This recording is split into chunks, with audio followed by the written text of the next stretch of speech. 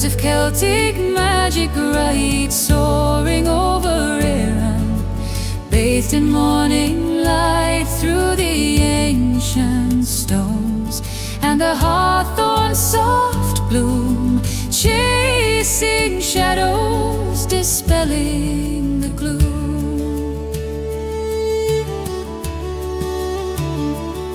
The old woman by the hearth, her eyes like the sea, she tells of the raven and what it can be.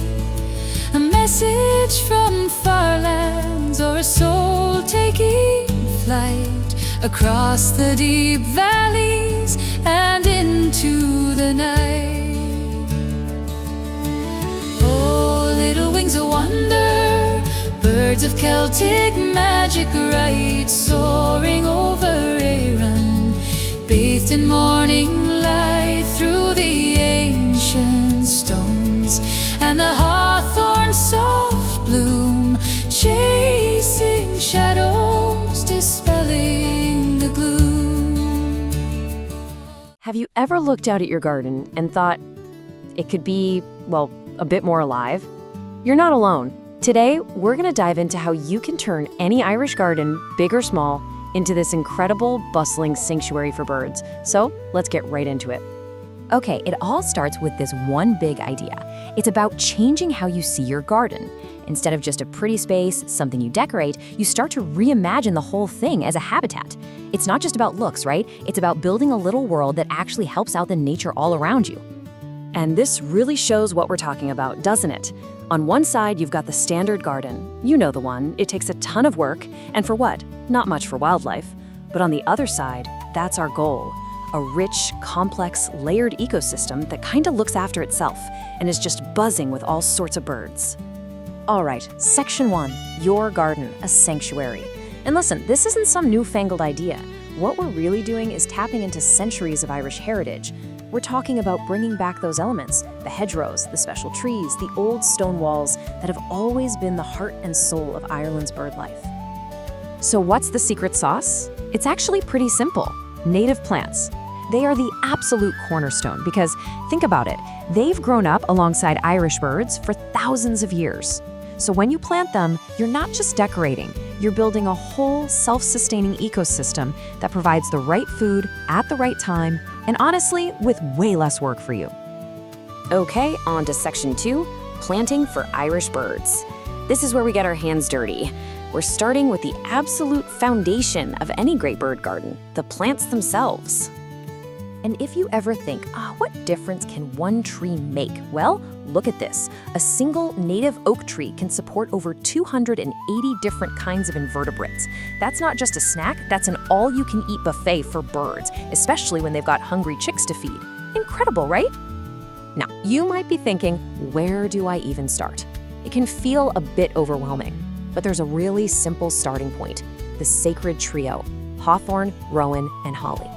These three are like the holy trinity for an Irish bird garden. They're tied so deeply to our heritage and our landscape. Honestly, if you plant nothing else, just these three will give you an amazing head start. So first up, the hawthorn. Think of it as the ultimate bird nursery. Those dense, thorny branches, they're basically a predator-proof fortress for nests. Then in May, the flowers are buzzing with insects, perfect baby food for the nestlings. And those red berries, the haws, they're an absolute lifeline when food gets scarce in late winter. Next, we have the rowan, which is often called Ireland's most bird-friendly tree. And for good reason. Those bright red berries are a massive feast in the autumn. For migrating birds, it's like a crucial refueling station. And the best part? It grows pretty quickly. So you'll actually see all these benefits in just a few years. It's fantastic. And rounding out our trio is the good old holly. It's the year-round guardian, you know? Its dense evergreen leaves give birds vital shelter from harsh weather and predators, no matter the season. The berries stick around all winter, providing this long-lasting food source. And you might even see this, a mistle thrush getting all territorial, defending a holly tree like it's their own personal winter pantry. It's amazing to watch. Okay, so we've got the structure, the plants are in, let's move on to section 3, providing food and water. These are the essential life support systems that'll really make your garden come alive with visitors. Now here's a little pro tip for you, and it might surprise you. Water is often way more effective at attracting birds than food. Why? Because every single bird needs it. Doesn't matter if they eat seeds or insects. They all need to drink, and just as importantly, they need to bathe to keep their feathers in perfect flight-ready condition. It's the one thing they absolutely can't do without. And the great news is, providing water is super easy. A simple bird bath is perfect. Just a few things to remember. Keep it shallow, maybe only 2 to 4 centimeters deep, and make sure it has a rough surface so they can get a good grip. Place it somewhere with cover nearby so they have a quick escape route, but also with a clear view so they can spot any danger coming. And the really important bits, clean it regularly, and in the winter, just make sure it stays ice-free. When it comes to feeding, this is a great little cheat sheet. The stuff on the left, that's the good stuff. High-energy foods like sunflower hearts and suet are absolutely brilliant, especially in winter.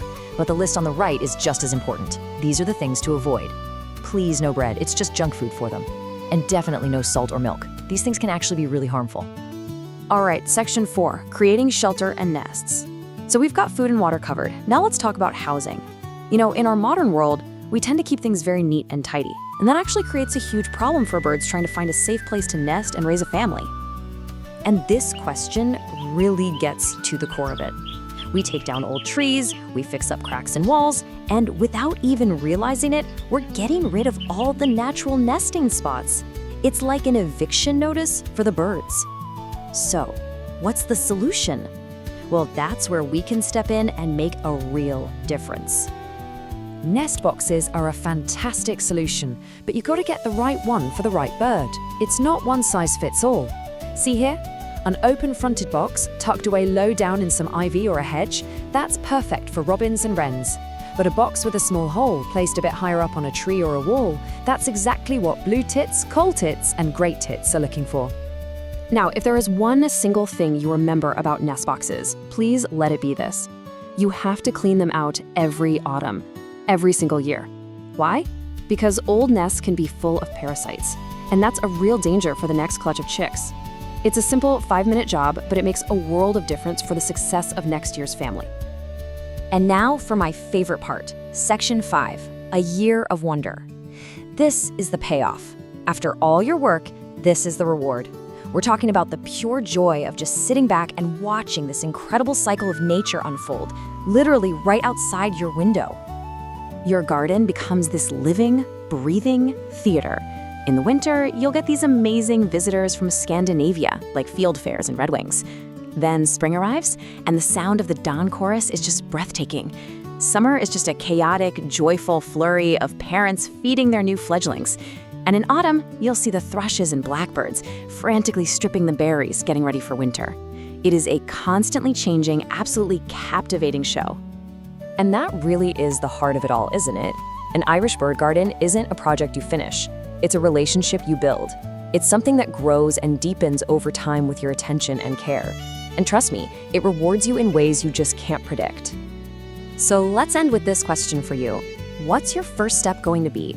It really doesn't have to be some huge, grand project. It could be as simple as putting out a shallow dish of water or planting a single Rowan tree. Every little thing you do makes a real difference. So what's it going to be? How will you start to create your very own living sanctuary?